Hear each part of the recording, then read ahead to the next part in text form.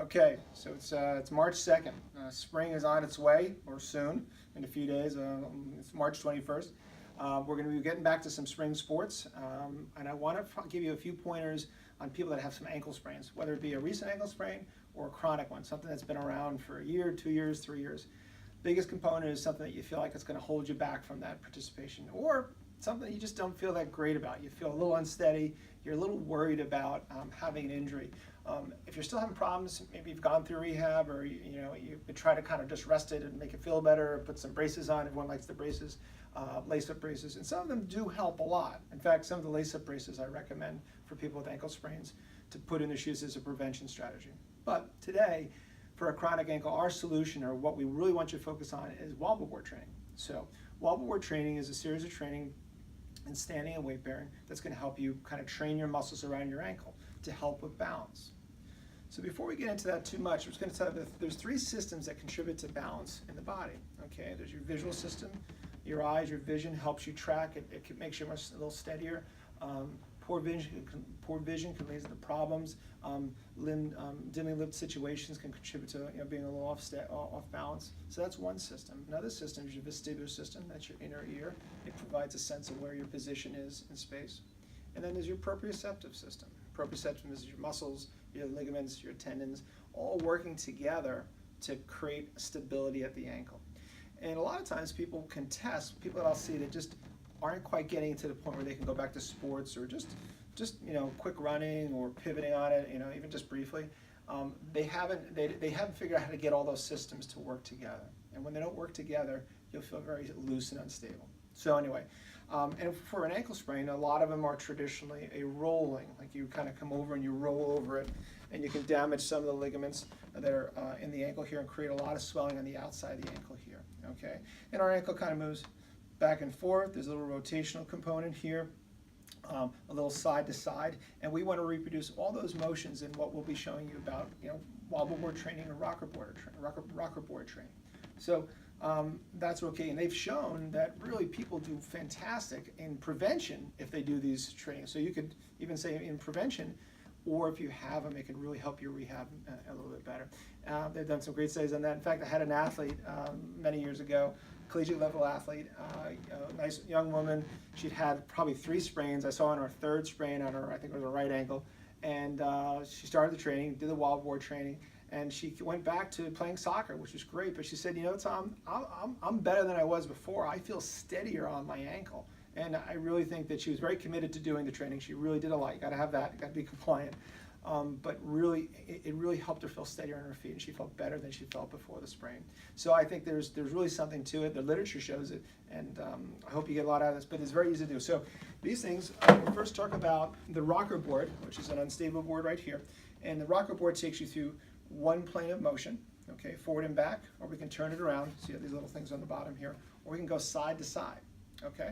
It's our rocker board. The next stage of difficulty is the wobble board. Okay, we'll show you both ones through a wobble board right here. Circular board. Okay, it's got a half dome right on this side, and you can change the height on this particular board, which you can find these on Amazon for I think $60 or so. And you basically stand on these boards. So I'm going to show you the rocker board first. Okay, and there's many ways you can do rocker board training. Okay, I won't get into. I'm going to show you a few different techniques that I use and a progression. So you go from, let's say, when you first get injured or you first start, until you kind of work a little bit further, you get more advanced and you get more control of that ankle. Okay, and you want to jump in wherever you feel comfortable. So the rocker board training, you can start off. Let's say if someone that's really had a nasty sprain, it's very, very recent, they're very nervous or unstable. We're going to start with just doing a little forward and back. We're just actually just standing on it. So always have something close to you. Sometimes I'll use like a corner of a room, okay? And we're going to try and just put both feet on. First, hold on, both feet on the board, and just try and maintain the balance. Keep the board parallel with the ground, okay? And see how long you can do it, 5 or 10 seconds, and then let the board come back. And then back again. Make that change, hold the position, 10 seconds, or however long that you're challenged. Once you get to a point where you're getting upwards of 30 seconds, move to the next thing. So the next one is we're going to start doing some forward and back, some more dynamic work, okay? You're going to be able to walk and balance at the same time. Here we go. And then back and forth. You're just going to rock those feet back and forth, challenge the balance. You want to have good control. You can also introduce some speed with it. You can go a little faster if you want, and just challenge the system. Once you feel pretty good and pretty controlled, you can do it a minute in each direction if you like. This is the forward and back, or they're called dorsiflexion, plantar flexion. And then you can do the side to side. Okay. Nice side to side training, back and forth, nice and controlled, like that. You can even, in more advanced stages, you can close your eyes and see if that, that makes it a little more challenging. That's when we take out the visual system, so we only have the proprioceptive system and the vestibular system. You can also do a little bit of head turn as you're going back and forth. It'll make it a little harder to have that good control of balance. Okay. So once you've established both legs, you have good control on both legs, you can do some forward reaches, trying to keep the board steady, so you're taking yourself out of your base of support, reaching forward, reaching over. Depends on what your goals are and how steady you are. Okay, so then after that, we're going to go to single leg stance. So we're going to try and do single leg exercises on the board. We'll just do the forward and back one first. So first, like we talked about with the two legs, we're simply going to use one leg support. Hands like so, keep the legs straight, put the hands out. Once you feel steady enough, you can do the same thing. You can do some reaching exercises, like that. Or you can do the dynamic. We're going to move forward and back on that board. Good control. And as we feel more comfortable, we're going to increase the speed and motion, go faster or slower. Okay? So that's the single leg support. So that's our rocker board. Next progression, a little harder, is the wobble board. Okay, so this is our wobble board. Place it down. Like I said, start out with your hand on a good supported position. You can do both legs support, just do some forward and back, like that. And just trying to have it go evenly forward and back. And then even some clockwise and counterclockwise. Shoot for a minute or whatever challenges you, okay? If you're really feeling good on the rocker board and so this is easy stuff, you want to push it and move yourself to the next board. Obviously, if you're having a significant amount of pain, you obviously want to back off and then modify it. Maybe you're doing it wrong or something like that. So we have obviously the both leg exercises. The next stage and the final stage is really the single leg exercises. Similar to the rocker board, you're going to be doing a forward and back, staying on the board. And eventually you want to have it so you're not supporting with your hands here, okay? As you do it, you want to have good control going forward. You want to collapse to the side or collapse in.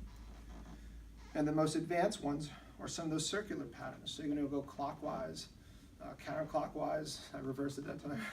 And you want to take it all the way around. Try for a minute. You can see I'm holding on right now, but eventually you want to get it so, one, you're not using your hands, you're coming all the way around. And you're not using too much of a hip strategy. You're not forcing the hips to move the ankle, okay? So this is your wobble board.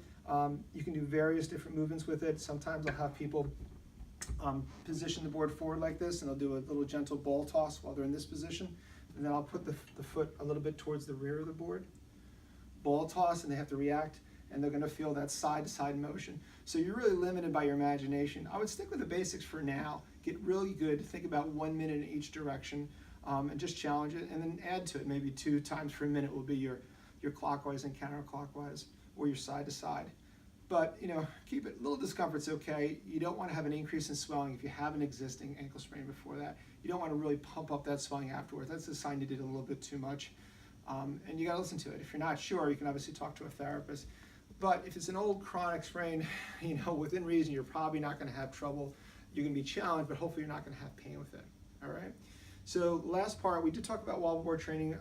The next stage, which is probably the hardest to reproduce and we do in the clinic, is maybe ball tosses or things like that, where you're standing the ankle and you're reacting. Let's say you're standing here with the foot position forward. You're getting thrown a ball and you're reacting to someone doing something and throwing something. You react just like you would in sports. And that's the hardest thing to actually train is that. That's the highest level skill.